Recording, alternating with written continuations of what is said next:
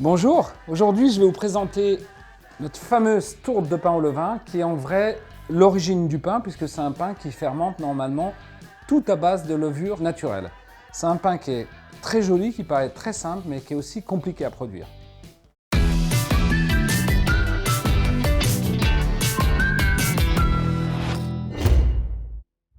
On a besoin d'un bol pour pouvoir pétrir la pâte. Alors là, c'est un petit bol en plastique. On a besoin d'un banneton pour pouvoir faire pousser la pâte. Alors le banneton, il y a toujours de la toile de jute, ça permet de bien conduire la fermentation. Notre petite corne qui va nous aider à racler la pâte.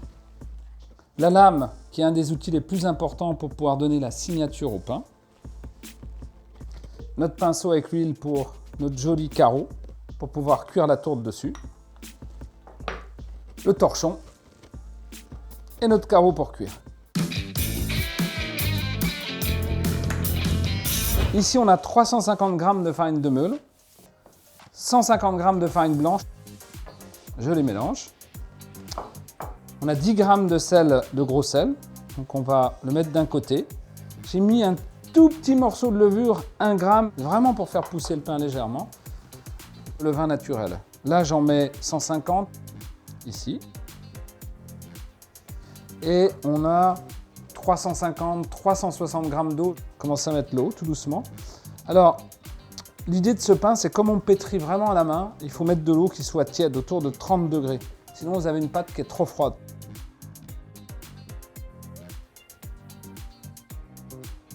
Alors, vous voyez, le geste, c'est je prends, j'écrase, je broie, j'étrangle. Là, je peux mettre toute l'eau. Je vais commencer à ramasser toute la farine qui reste. Je nettoie ce qu'on appelle le cul de poule. Et j'écrase. Toujours faire le même mouvement. Et je sens le gros sel là qui commence à fondre avec l'eau. Il faut vraiment, comme on a mis très peu de levure, qu'on arrive à l'incorporer, qu'on arrive à la mélanger.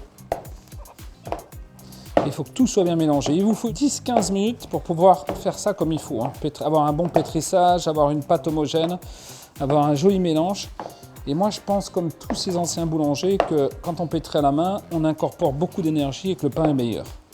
Alors, une fois que c'est mélangé, je peux mettre ça sur mon plan de travail. Oui, on n'a pas besoin de beaucoup d'outils, on a besoin d'un cul de poule et d'une corne.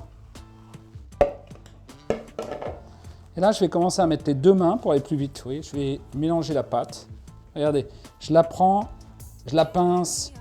C'est ça qui va lui donner de la force en vrai. Je suis en train de donner de la force à la pâte en faisant ça, oui. Et en même temps, j'incorpore un peu d'air à l'intérieur. C'est un joli geste. C'est les pétrins d'ailleurs qu'on avait très anciens, les premiers pétrins de boulangerie, c'est ce qu'on appelait les pétrins Artofex et ils faisaient comme ça. Leur geste est exactement comme ça. Vous pétrissez la pâte tout doucement, mais on la laissait fermenter très longtemps. Je corne toujours un peu. Et là, je vais commencer à souffler la pâte. Regardez, je la prends, je la projette devant. Je la prends, je la projette devant. Et là, on sent qu'elle commence à prendre de la force, la pâte. Je projette et je la tourne d'un quart de tour, à chaque fois. Voilà, on incorpore de l'air pour que les cellules de levure puissent, bien sûr, se développer. Alors, les levures naturelles, comme le levain. Voilà, quand ma pâte est à peu près pétrie, comme ça, je vais fariner mon cul de poule. Je vais rassembler toute la pâte. Vous voyez, je tourne. Tac. Un petit peu de farine.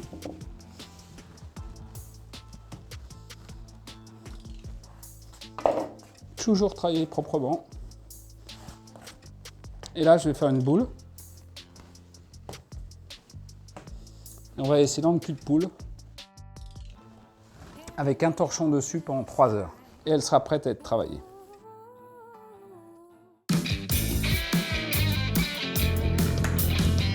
Ici, on a notre pâte à tourte. Elle a fermenté, pointé, comme on dit en termes de boulanger, pendant 2h45, 3 heures.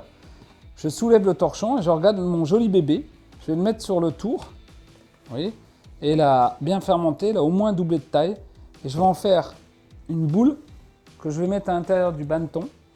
Donc, je vais fariner légèrement mon banneton. Et comme ça, ça va permettre de pousser tranquillement.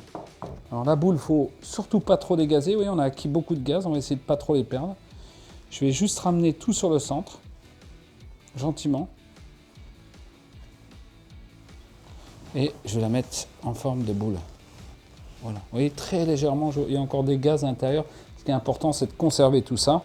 Et quand la boule va être, la soudure, ce qu'on appelle la soudure, c'est la clé qui est là au-dessus, va être un peu collée. On met à l'envers, et voilà. Et on va laisser fermenter ça pendant 2-3 heures dehors, et après vous allez le mettre dans votre four. Vous voyez, la pâte, elle a bien gonflé puisqu'on était au tiers, maintenant on est presque en haut. Je vais essayer de cuire ça sur cette pierre. On va le huiler, ça on peut mettre ça dans le four, c'est juste superbe et ça prend la chaleur en plus très vite. Donc je vais bien huiler pour pas que ça colle.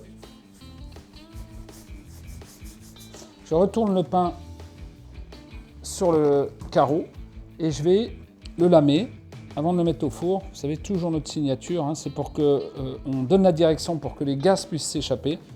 Et là, il est vraiment temps de la mettre dans le four.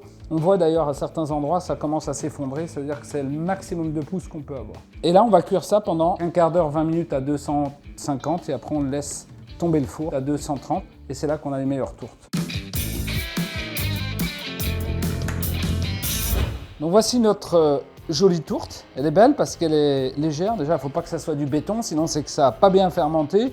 Il faut qu'on ait ces ouvertures, vous voyez, avec les coups de lame, on voit que ça s'ouvre. Ça veut dire qu'on a une jolie fermentation. Le pain a l'air de... Vous voyez, il chante. Écoutez, il est croustillant. Je vais la couper quand même pour voir ce que ça donne, puisque je vous rappelle que c'est fait avec de la farine de meule de pierre. Donc la meule de pierre, elle conserve le germe à l'intérieur, donc bien sûr c'est riche en vitamines, c'est riche en oligo-éléments, c'est riche en huile essentielle. Et là, j'ai ce qu'on appelle une alvéolation irrégulière, gros trou, petit trou. Alors je vais appuyer dessus pour ressentir tous mes arômes. Alors là, on a une fermentation qui est plus acétique, des petites odeurs de vin, de vinaigre qui viennent. C'est normal parce que le pain a fermenté pendant très longtemps. Et la farine de meule donne ce goût. Alors il ne faut pas que ça soit trop acide, acétique, vinaigre quand vous le mangez, sinon ça vous enlève le goût des autres aliments. Mais là, c'est juste bien. Qu'est-ce que vous voulez manger de plus? C'est parfait!